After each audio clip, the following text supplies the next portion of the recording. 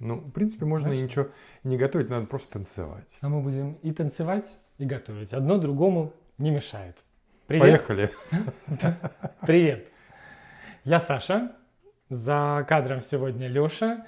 И готовить мы будем вкуснейший пирог с клубникой и ревенем. Заехали мы сегодня на прекраснейшую ферму, где обнаружили еще в продаже ревень, красивый, красный, и клубнику, антарийскую, вкусную, ароматную. И тоже красивую и И красную. тоже красивую и красную. И мы поняли, что в этом сезоне мы этот пирог еще не готовили. А значит, будем готовить вместе с вами. Поехали? Следите за руками. Поехали. С клубники просто нужно срезать хвостики, попки, плодоножки. Крупную, в общем, сразу порезать на четвертинки. Смотри, какая она красная, красивая внутри. Чуть помельче, которая можно пополам. Ну, а совсем мелкую можно оставить и целиком. Совсем мельчить не нужно, чтобы в начинке клубника чувствовалась, все это там не превратилось при выпекании совсем в пюре. Пахнет, да?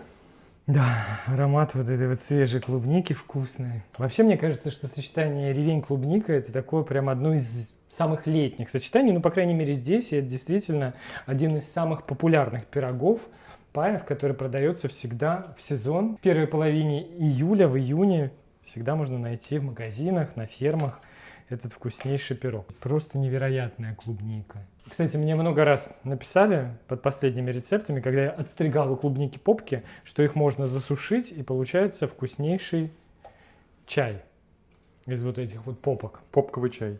Попково-клубничный чай. Напишите в комментариях, если пробовали. А то, может быть, нам и затевать эту историю не стоит. С попковым чаем. Просто пока нарезали, ничем не засыпаем. Ревень. Уже без лопухов. Лопухи ни в коем случае не едим. Ну и, конечно, чем краснее, тем лучше. И чем свежее ревень, чтобы он не лежал, чтобы он был свеженький. Подрезаем неидеальности и нарезаем.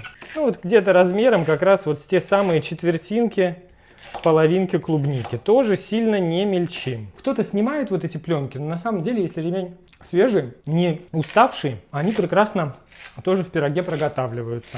Но в них, опять же, вот весь цвет, он как раз в них. Если их убрать, то получается уже более бледный такой ревень. Ревень тоже пока ничем не засыпаем, просто пока в чашу для смешивания тоже. Готовим тесто. Для пая, тарта, пирога, называйте как хотите. Берем чашу для смешивания. А я, извини, стесняюсь спросить, а духовку надо включать? Да. Разогреваем духовку.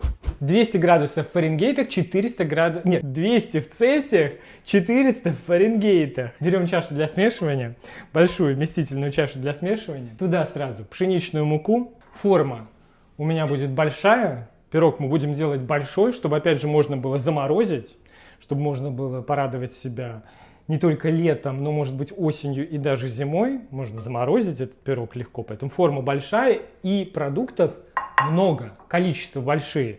Если берете форму поменьше, можете смело уменьшать. Поэтому не пугайтесь там количеством, а то начнут мне сейчас писать. Много муки, много масла. Это потому что... Много тарта. Много тарта, да. Туда сразу сахар или сахарозаменитель. Я использую для теста, в тесто сахарозаменитель. Можете использовать обычный белый сахар, коричневый сахар, какой вам там больше нравится. И соль. Обязательно для баланса вкуса соль туда. Либо можете использовать соленое сливочное масло. Тоже получится очень-очень вкусно. Все это с помощью венчика смешиваем. Масло у меня охлажденное, заранее порезанное небольшими кубиками. Стояло в холодильнике. Все смешав в чаше, добавляем туда масло. И теперь пальчиками это все нужно перетереть в крошку. Развиваем мелкую моторику. Развиваем мелкую моторику, да. В процессе, как всегда, можно пританцовывать. Туда в чашу добавляю еще щедрую порцию хорошего настроения. Это обязательный ингредиент. Обязательно. А ты почему не пританцовываешь? Да? Все пританцовывают. Все то же самое, конечно, перетирание масла с мукой, с сухими ингредиентами можно сделать с помощью кухонного процессора.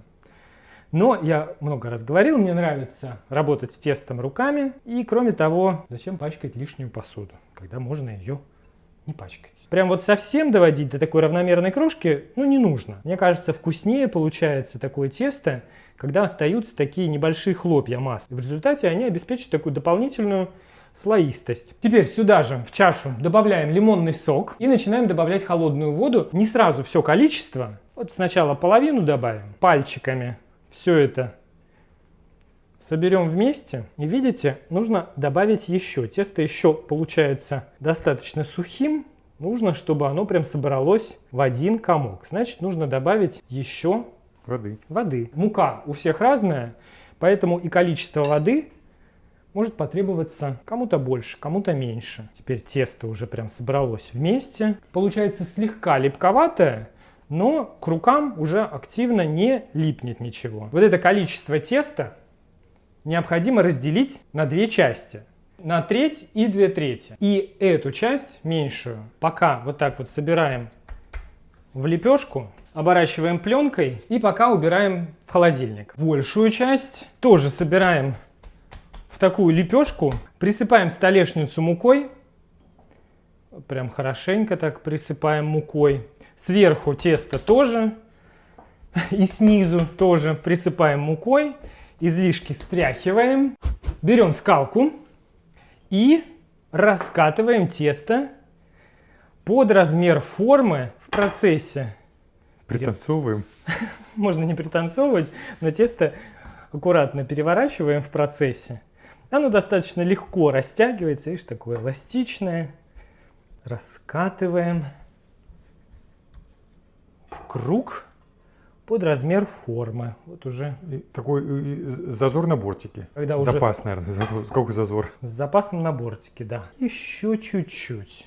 Не растертые в крошку слои масла, они обеспечивают такую мраморность, да. И это в результате станет такой слоистостью. Вот так вот закручиваем тесто на скалку и переносим его в форму. Который ничем смазывать не надо. Нет, ничем смазывать не надо. Здесь достаточно масла в тесте, чтобы это ничего в результате не прилипло. Подравниваем. Тесто прям достаточно эластичное, хорошее такое тесто.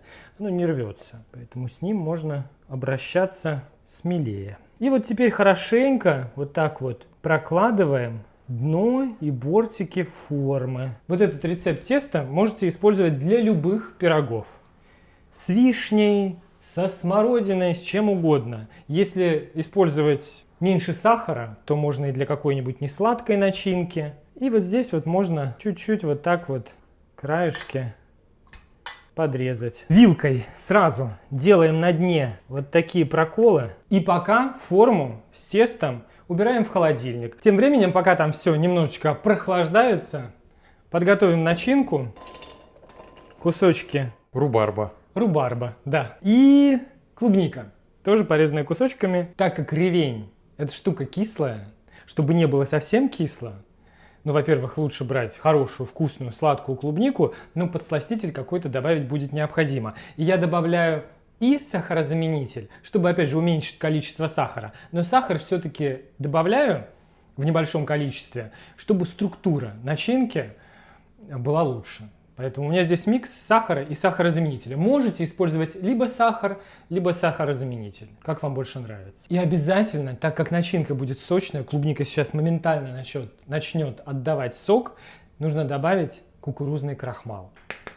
И чтобы начинка получилась, и пирог в результате получился еще вкуснее и ароматнее, я добавлю немного ванильного экстракта. Ну как немного? Нормально. Ванильного экстракта. Нет ванильной пасты, ванильного экстракта.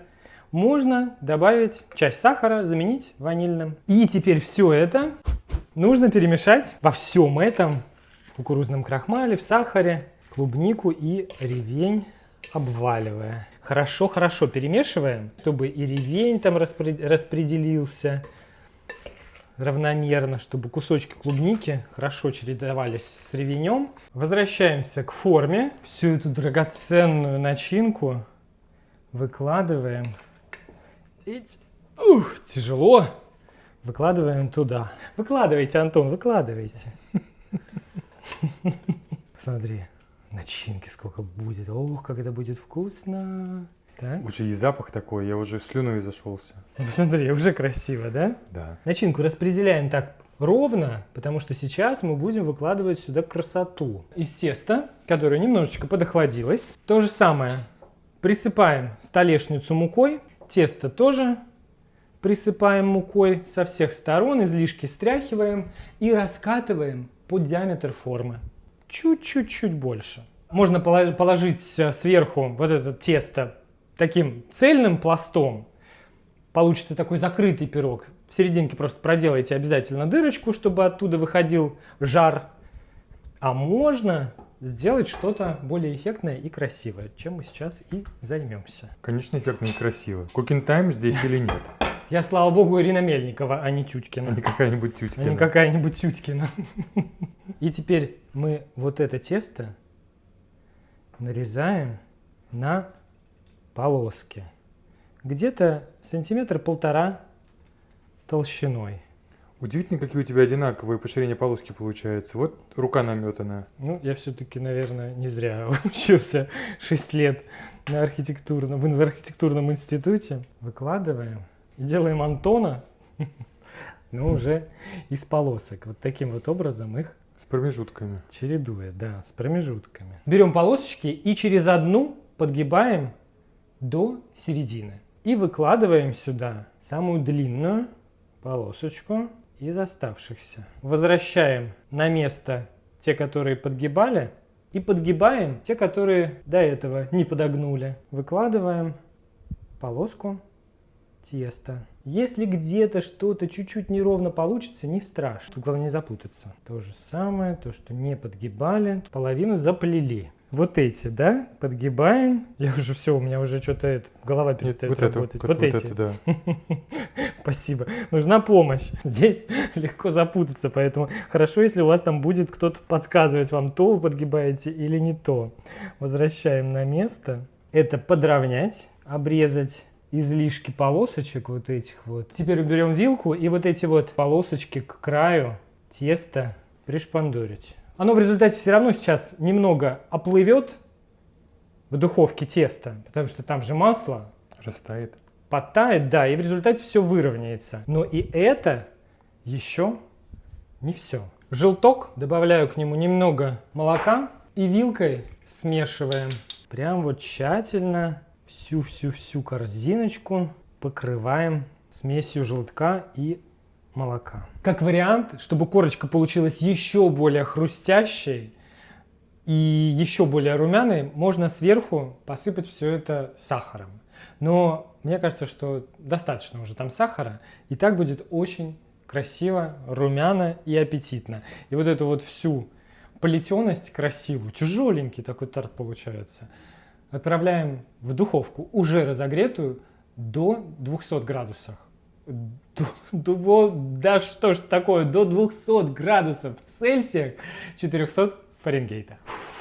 Выпекаем на высокой температуре минут 5, затем температуру уменьшаем до 180 градусов в Цельсиях, 360 в Фаренгейтах, и выпекаем еще 45-50 минут. Все это должно хорошо подрумяниться. И начинка там прям начать должна подкипать. Это значит, крахмал начнет работать, но при этом следите, чтобы ничего не сгорело. Посмотри, какой румяный красавчик получился. Если в процессе есть такая опасность, всегда краешки начали поджариваться, подрумяниваться очень быстро, когда все еще не подрумянилось, можно из бумаги вырезать вот такой вот круг и просто положить его вот таким вот образом сверху. Пирог продолжит подрумяниваться, но краюшки будут в безопасности. Теперь обязательно нужно дать этому пирогу остыть.